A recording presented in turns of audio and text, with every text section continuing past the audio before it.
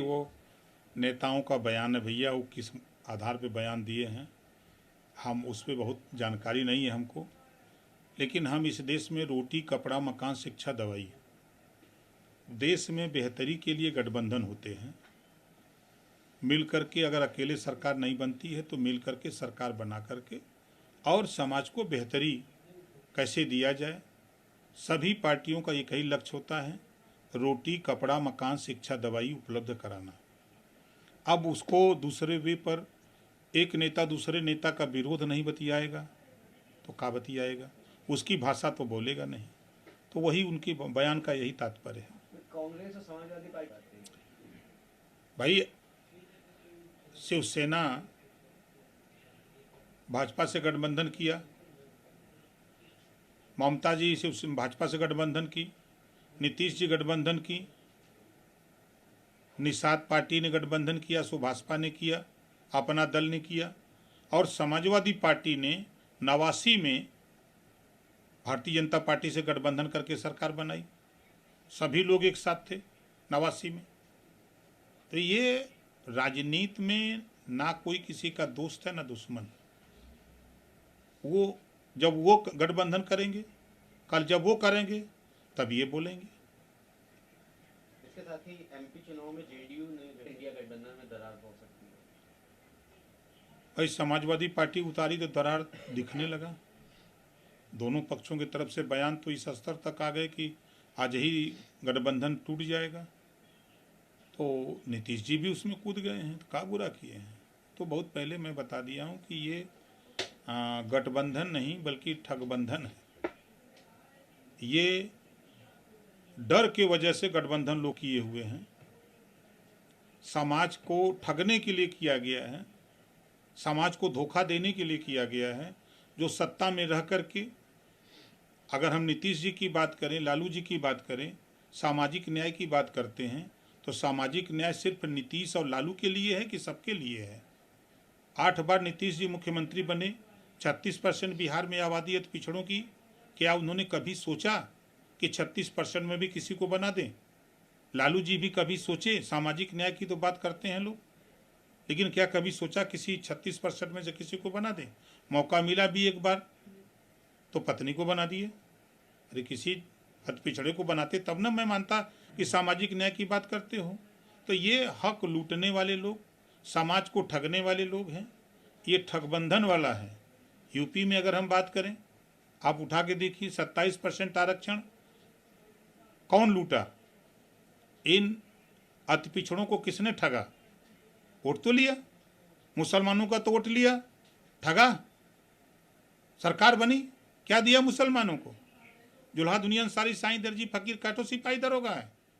आप उठा के देखिए, नाई गोणपाल प्रजापति बिंद के वट मल्ला राजभर चौहान आरा करके बंसी बंजारा बहलिया खंघार, ये कै गो हैं? इन लोगों का वोट लेकर ठगने का काम ये लोग किए हैं। लंबे समय तक कांग्रेस की सरकार थी। आज राहुल जी बोल रहे हैं हम जातिवाद जनगणना कराएंगे, ये ठगने का डरामा नहीं है तो क्या है? जब सदन में 2011 की जनगणना सार्वजनिक करने की बात आई तो पेपर किसने फाड़ा? राहुल गांधी ने। आज जातिवाद जनगणना की बात कर रहे हैं, जब सत्ता में थे तब आपने जातिवाद जनगणना क्यों नहीं करा दी? आज अखिलेश जी कह रहे हैं जातिवाद जनगणना। सरकार में जब आप लोग रहते हो तब तो नहीं करते हो। तो ये पूर्ण रूप से ठगबंधन है भैया, ये गठबंधन नहीं है। ये जनता को ठगने वाले लोग हैं, जनता को ठगेंगे। इसके साथ ही समाजवादी केदारनाथ और बद्रीनाथ मंदिर के दर्शन कर रहे हैं, तो वहीं वहाँ उनके महासचिव स्वामी प्रसाद मौर्य जो हैं वो बता रहे हैं कि केदारनाथ और बद्रीनाथ में अगर अवशेष निकाले जाएंगे तो वहाँ बौद्ध मठों के साक्ष्य मिलेंगे। जब स्वामी जी सत्ता में थे तब नहीं निकाले, सत्ता में थे, 5 साल बीजेपी में मंत्री थे तब नहीं निकाले, बसपा में मिनिस्टर थे तब नहीं निकाले। अब उनको भेजा गया है समाजवादी पार्टी में कि समाजवादी पार्टी जब तक रसातल में न चल जाए तब तक आप इसी तरह बयान देते रहिए। पूरे देश के लोग मान रहे हैं, पूरे देश के लोग जा रहे हैं, दर्शन पूजन कर रहे हैं। अब तो ये अखिलेश जी को विचार करने की ज़रूरत है कि उनके राष्ट्रीय महासचिव कह रहे हैं कि नहीं नहीं, वहाँ बौद्ध के अवशेष हैं और पूरा देश से लोग जा रहे हैं वहाँ, कि नहीं केदारनाथ धाम हम लोग जा रहे हैं दर्शन करने। वो तो उनको सोचने की ज़रूरत है। तो इनको किसने भेज दिया समाजवादी पार्टी में, जब ये समाजवादी पार्टी को रसातल करने गए? आप देख रहे हैं ना कि बेटी भाजपा में सांसद है और वो सपा में है, तो सपा में क्यों गए हैं, क्या कारण है? बयान उनको देखिए।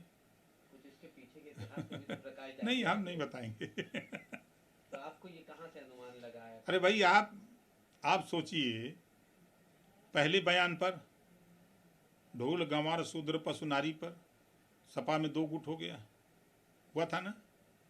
और 2 गुट ही नहीं, आपके चैनल पर आकर के लोग बयान देने लगे, तब अखिलेश जी को कमान संभालनी पड़ी।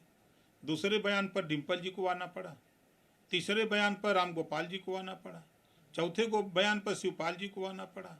अब पार्टी के कुछ लोग बयान दे रहे हैं, शिवपाल जी का भी बयान आया, राम गोपाल जी का, कि व्यक्तिगत बयान है उनका। भाई, व्यक्तिगत आपके घर में रह करके और कोई घरे में अकेले एक चूल्हा दगा दे, गैस सिलेंडर रख के कहे दाल कहें कहा वो व्यक्तिगत आप दल के बना होता है, ये कैसे संभव है? ये दिख रहा है ना।